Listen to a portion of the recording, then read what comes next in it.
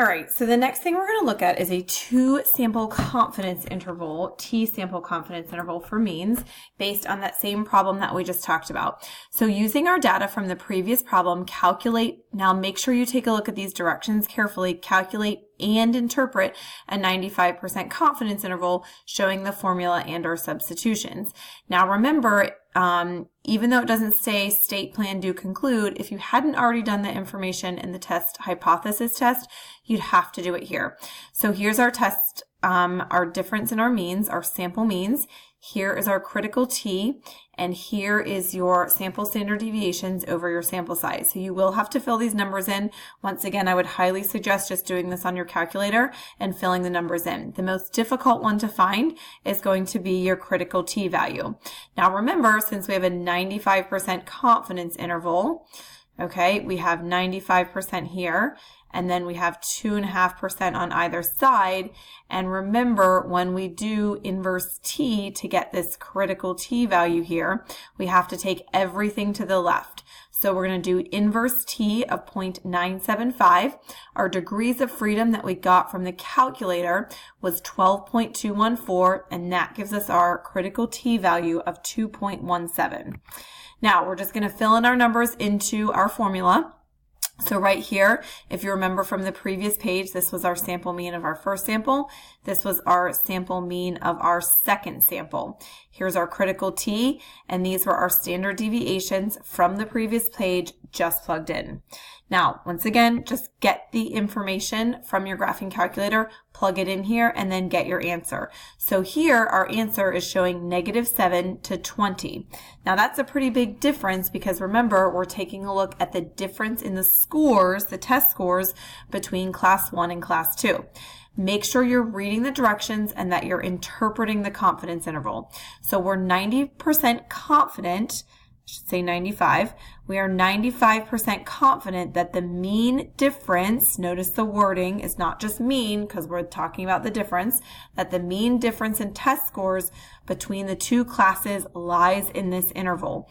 If this procedure were repeated, 95 out of the 100 intervals would capture the true mean difference. And that word difference is really important here because we're talking about the true mean difference, not just the true mean. We're subtracting them. So we're basically saying the difference in test scores is that when it's negative, since we did X bar 1 minus X bar 2, if it's negative, that means class 2 did better. If it's positive, that's saying class 1 did better. Okay, so if you take a look here, we're actually saying, hey, sometimes class 2 did better, sometimes class 1 did better. Does that 95% confidence interval agree with your conclusion from the test of significance? Well, remember, here is our confidence interval. We're checking our null. Remember, our null was that they were the same. So when they are the same and we subtract them, we say that the difference is equal to 0. Now, if we take a look, 0 is definitely in this confidence interval. So since 0 is in the confidence interval, there's insufficient evidence to show that the difference in the class scores, there is insufficient evidence to show that there is a difference. And this does agree with our conclusion from the test of significance. All right, so the next one, let's just take a minute and construct the confidence interval. Take a minute and read this, and then we're going to go over it, but see what you can do based on the information that we just talked about. See if you can get the correct answer.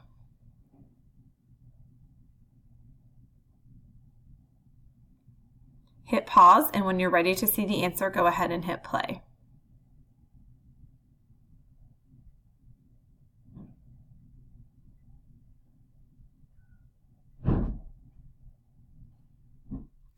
Okay, so if we take a look here, we're going to notice that this is a two-sample T confidence interval for a couple of reasons.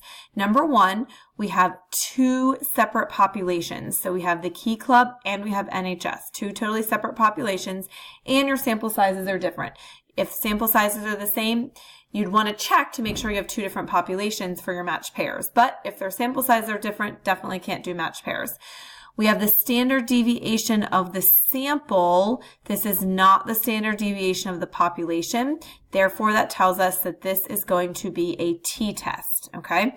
Now, the instructions say construct and interpret a 90% confidence interval for the difference in mean service hours between the club students and non-club students. Make sure you're constructing means state plan do conclude, and you're interpreting. This is not a test of significance. We're just estimating the mean difference in service hours between the club and the non-club students. Okay, state, nothing new here. What are you checking? Checking to see if there's a difference in the mean service hours between the club and the non-club students at the 90% confidence level.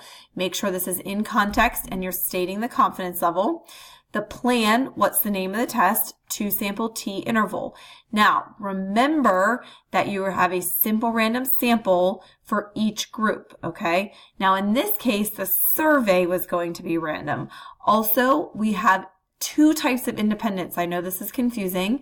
So we have independent simple random samples from two different groups, okay? And then your independent statement, that is for your standard deviation. So there's more than 150 students at McLean High School. Population is more than 10 times the sample size. And approximately normal. There's no data to construct the plots. However, we're going to assume that the t-distribution is robust to meet the approximately normal condition. Now, you might ask here why we just did 150 students at McLean. Here's the tricky thing, is there's actually two samples here. If we look at our previous slide, we had a sample of size 15 and a sample of size 12, okay? So you're going to state, because it's all of McLean, you were using the larger number here, more than 150 students at McLean High School. Okay? Or you could have also done independent, there's more than 10 times 15 Key Club students or 10 times 12 NHS students. Okay? Now, do take a look. Normally we would provide all of the data, but it was already given to us in the table. Make sure you state the degrees of freedom. If you decide to use the more exact degrees of freedom from your graphing calculator, make sure to state from the graphing calculator. If not, you would have used this conservative one, which would have been 12 minus 1, which is 11. Okay? All right, confidence interval. Once again, we are going to make sure that we subtract our means that were given to us from our table. This you're going to have to calculate your critical t-score, okay? That you're going to be doing, remember, by doing inverse t. What is our confidence interval? 90%, so 0.95.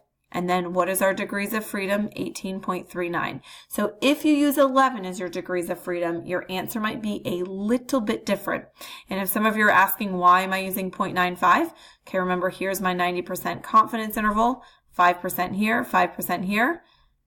Here's my critical T, 95% is to the left.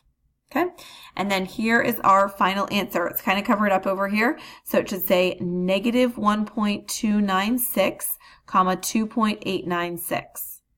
Okay, so that's the difference in the service hours between the two groups. So the first one is saying one group did more. The second one is saying a different group did more, okay, based on how we subtracted them. So remember, we did x bar 1 minus x bar 2. And when it's negative, the second group did more service hours. When it's positive, the first group did more service hours. Now, what does your conclusion look like? Same conclusion we've done before. We're 90% confidence, except for this part right here.